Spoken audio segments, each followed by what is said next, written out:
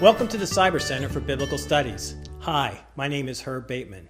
In the first 3 videos, we discussed the authorship of Jude, the occasion for the writing of Jude, the genre for Jude. Today, we want to discuss the content for the letter of Jude. Today, we have with us Scott Barger, pastor of the New Horizons Community Church in Warsaw, Indiana. He's going to direct some questions in order to help move our discussion along as we discuss the content for the letter of Jude. Scott? So Herb, you think that Jude is essentially 2 kinds of letters blended together. One type is an admonition, and the other type is a vituperative or scathing description of the godless. But it seems like the center part of the letter is really the substance of Jude's concern. Why don't we talk a little bit more about that part? Absolutely. The letter of Jude divides nicely into an opening and closing salutation, a greeting verses 1 through 2, and then the doxology verses 24 and 25. Then there is a middle section concerning the admonitions written to Judean believers, admonitions to the followers of Jesus, verses 3 to 4, and then admonitions to Judean followers of Jesus, verses 17 to 23. Then the center section is a vituperative description of the godless rebellion and God's judgment of them in verses 5 through 16.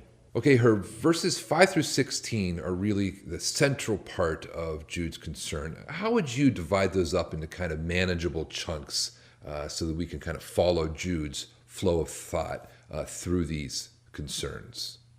Scott, I look at Jude 5 through 16 to be divided into 4 parts. First, divine punishment of rebels in Israel's history past. Second, portrait of contemporary rebels that Jude portrays. Third, condemnation of contemporary rebels in Jude's day.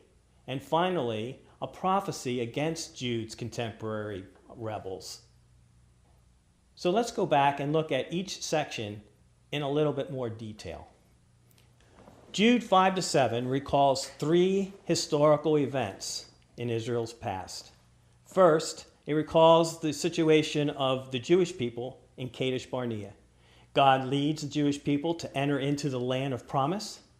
Jewish people reject God's leading of them into this land of promise, and God then punishes the Jewish generation of the Exodus with physical death.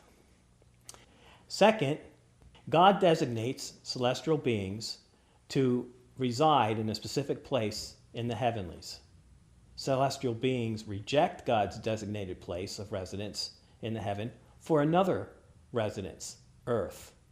God punishes these celestial beings with eternal confinement.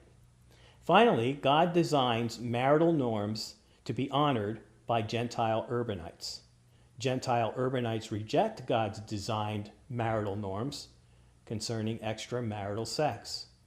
God punishes Gentile urbanites by annihilating their cities. So whether you are a Jewish person, a celestial being, or a Gentile living in an urban center, God punishes rebellion. The second section portrays the contemporary rebels of Jude's day, verses 8 to 10. Jude describes them as self-absorbed zealots who are religiously contaminated, insubordinate, and slanderous people. He then contrasts these zealots with Michael's ability to honor God's cosmic boundaries about judging others. Jude tells of Michael's dispute over the body of Moses with Satan, but refrains from making rash verbal judgments and leaves the judging to God. Jude finally ends his portrayal of the zealots by describing them as a group of people who lack control brought about by ignoring reason. The third section concerns Jude's condemnation of his contemporary rebels in verses 11 through 13. He refers to 3 historical figures, Cain, Balaam, and Korah. Cain has no ethnical connection. Balaam is a Gentile prophet. Korah is an Israelite priest. And he describes the zealots as going in the way of Cain, and in the error of Balaam, and in the rebellion of Korah. The way Jude describes the zealots in following in the footsteps of Cain, Balaam, and Korah is by way of three verbs. The zealots conduct themselves in the way of Cain. They have made a commitment similar to the error of Balaam, and they are being destroyed in their rebellion in much the same way as Korah was destroyed.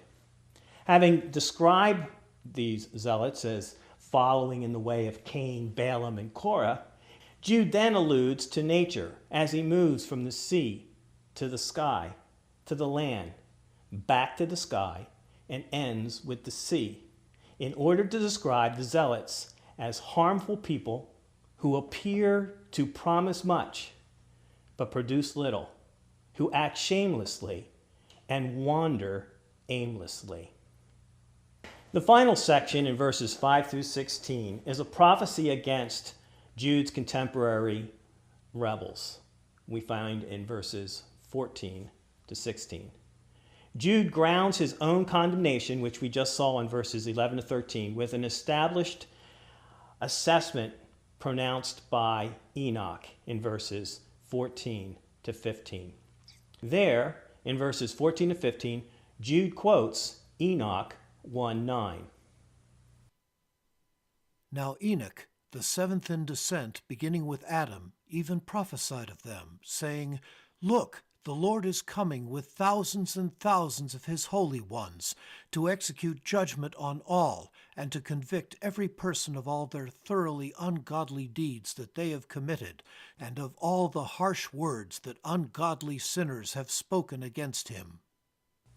Whereas in verses 14 and 15, Jude applies a verse from 1 Enoch's prophecy of judgment onto the zealots. Verse 16, he specifies more precisely these defects of the zealots to be judged when Jesus comes concerning speech and attitude. He refers to them as grumblers, fault finders, and conceited patronizers. Yeah, Herb, I like the way that you've divided up into those four different sections in the middle part there. How would you summarize that, though, in one sentence? And so what? What does that mean for you and I today? Very simply, Scott, I think what Jude is telling us is that rebellion is not a good idea. God punishes rebellion, whether it's rebellion committed by people who follow Jesus, whether they are angelic beings, or whether they are Gentile urbanites. Regardless of their rebellion, God judges it. Whether we reject God's leading, God's placement in society, or his societal norms, God judges rebellion.